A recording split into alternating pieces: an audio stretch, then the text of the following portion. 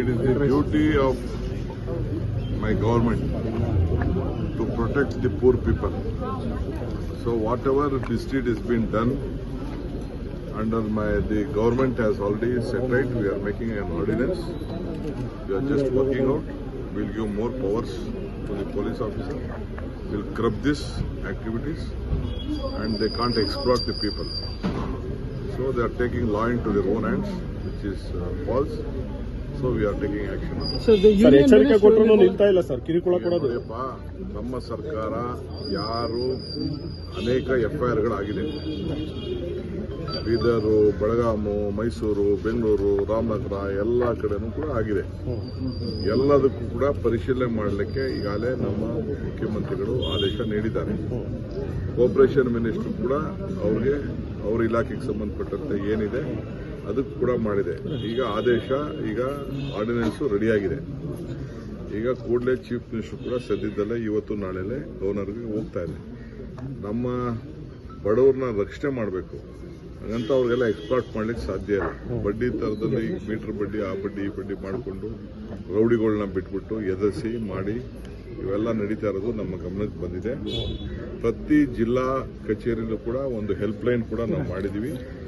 ನಾನು ಎಲ್ಲ ಕಾರ್ಯಕರ್ತರಿಗೆ, ಎಲ್ಲ ಪಾರ್ಟಿ ಕಾರ್ಯಕರ್ತರಿಗೆ ನಾನು ರಿಕ್ವೆಸ್ಟ್ ಮಾಡ್ಕೊಳ್ತೀನಿ, ಅಂಥದ್ದು ಎಲ್ಲೆಲ್ಲಿ ಹ್ಯಾರಾಸ್ಮೆಂಟ್ ಇದೆ ದಯವಿಟ್ಟು ನಮ್ಮ ಜಿಲ್ಲಾಧಿಕಾರಿಗಳ ಹೆಲ್ಪ್ಲೈನ್ಗೆ ತಿಳಿಸಿ.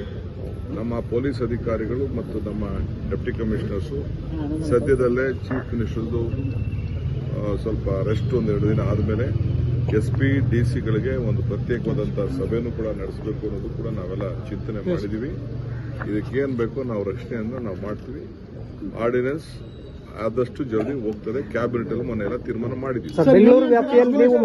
Union Finance Minister said that the Karnataka government have become bankrupt. Other side, you have demanded many things. The Union Finance Minister should know how much lakh crore they have taken loan. We have not taken such loan. We are managing.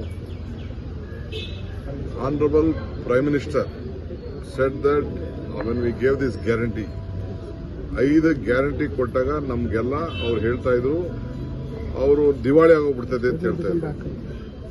ಆಗಲೇ ಎಲ್ಲ election ಈಗ ಅವ್ರು ಗೆಲ್ಲಕ್ಕೆ ನಮ್ಮ ಹಾದಿ ಹಿಡಿದವ್ರೆ. ನಾವು ಓಟ್ಗೆಲ್ಲ ನಾವು ಕೊಡ್ತಾ ಇದ್ದಿದ್ದು. ಬೆಲೆ ಏರಿಕೆಯಿಂದ ಹೆಣ್ಮಕ್ಳು ತತ್ತರಿಸ್ತಾ ಇದ್ರು. ಗ್ಯಾಸ್ ಬೆಲೆ ಜಾಸ್ತಿ ಆಯಿತು, ದಿನ ಸಾಮಾನ್ಯಗಳು, ನಿತ್ಯ ಸಾಮಾನ್ಯಗಳ ಬೆಲೆ ಜಾಸ್ತಿ ಆಯಿತು, ಬದುಕಕ್ಕೆ ಆಗ್ತಾ ಇಲ್ಲ ಅಂತೇಳಿ ನಾವು ಗ್ಯಾರಂಟಿಗಳು ಕೊಟ್ಟಿದ್ದು. ಅವರು ಇದನ್ನು ಎಲ್ಲ ಕಡೆನೂ ಶುರು ಮಾಡಿದ್ದಾರೆ. ಸೊ ಕೇಂದ್ರ ಸರ್ಕಾರದ ಅವ್ರು ಹೇಳಿ ನಮ್ಮ ದಿವಾಳಿ ಆಗಿದೆಯೋ ಸರಿ, ಅದು ನೆಕ್ಸ್ಟ್ ಪಾಯಿಂಟ್. ನಮ್ಮ ರಾಜ್ಯಕ್ಕೆ ಕೊಟ್ಟ ಕೊಡುಗೆ ಏನು ಅಂತ ಒಂದು ಪಟ್ಟಿ ಬಿಡುಗಡೆ ಅವರ ಸೆಂಟ್ರಲ್ ಮಿನಿಸ್ಟರ್ಸ್ ಅವರು ಸೇರಿ ಅಪರಭದ್ರಗೆ ದುಡ್ಡೇ ಬಿಡುಗಡೆ ಮಾಡಲಿಲ್ಲ. ಲಾಸ್ಟ್ ಟೈಮ್ ಘೋಷಣೆ ಮಾಡಿದ್ರು. ನಾಚಿಕೆ ಆಗ್ತದೆ. ಮಾತು ಏನಾದ್ರು ಈ ನಾಲ್ಗೆಲ್ಲಿ ಮಾತು ಕೊಟ್ಟರೆ ಆ ಮಾತನ್ನ ಉಳಿಸ್ಕೊಳ್ಬೇಕು. ಫಸ್ಟ್ ನಾನು ಅವ್ರು ರಿಕ್ವೆಸ್ಟ್ ಮಾಡ್ತಿದ್ದೀನಿ, ಮಾತು ಉಳಿಸ್ಕೊಳ್ಳಿ. ಆಮೇಲೆ JDS ಶಾಸಕರು ಈಗ ತಮ್ಮನ್ನು ಸಂಪರ್ಕ ಮಾಡ್ತಾ ಇದ್ದಾರೆ ಅಂತ ಸರ್. ಯಾವ JDS ಶಾಸಕರು ಬಗ್ಗೆ ನಾನು ಮಾತಾಡಿಲ್ಲ. ಬಹಳ ಜನ ಕಾರ್ಯಕರ್ತರಿಗೆ, ಜನತಾದಳ ಕಾರ್ಯಕರ್ತರಿಗೆ ಅವ್ರ ಭವಿಷ್ಯ ಅವ್ರು ನೋಡ್ಕೊಳ್ತಾ ಇದ್ದಾರೆ. ಲೋಕಲ್ ಅಲ್ಲಿ ಆಗ್ತಾ ಇಲ್ಲ ಅವ್ರಿಗೆ. ಯಾಕೆ ಎಷ್ಟು ದಿನ ಕಾಯ್ತಾರೆ ಕಾರ್ಯಕರ್ತರು? ಅವ್ರೆಲ್ಲರೂ ಒಂದು ದಾರಿ ಬೇಕಲ್ಲ, ಒಂದು ನ್ಯಾಷನಲ್ ಪಾರ್ಟಿ ಬೇಕಲ್ಲ ಅವ್ರಿಗೆ. ಸೊ ಬೇಕಾದ್ರೆ ಸೇರೋ ಕಾರ್ಯಕರ್ತರು ಕೇಳ್ತಾ ಇದ್ದಾರೆ, ನಾವು ಸೇರ್ಕೊಳ್ತೀವಿ ಅಂತ ನಾನು ಹೆಸರು ಹೇಳಕ್ ಹೋಗುದಿಲ್ಲ.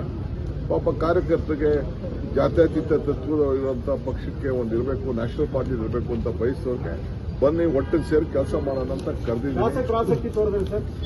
ಆಮೇಲೆ ನೋಡೋಣ. ಈಗಾಗಲೇ ನಿಮ್ಮ ಸಂಪರ್ಕ ಮಾಡ್ತಾ ಇದ್ದಾರಂತಲ್ಲ ಸರ್ ಶಾಸಕರು? ಯಾರು ಸಂಪರ್ಕ ಮಾಡಿಲ್ಲ, ನಾನು 4-5 ಜನ ಮಾಡಿಲ್ಲ. ನಮ್ಗಿರೋ ನಂಬರೇ ಸಾಕು. No MLAs is keen. I have not spoken to anyone. That is all false. Some of the party workers, sir, of JDS. Party workers, of course, they can come. Sir, Ashok ಅವರು CM ಬದಲಾವಣೆ ಬಗ್ಗೆ ಹೇಳಿದ್ದಾರೆ sir.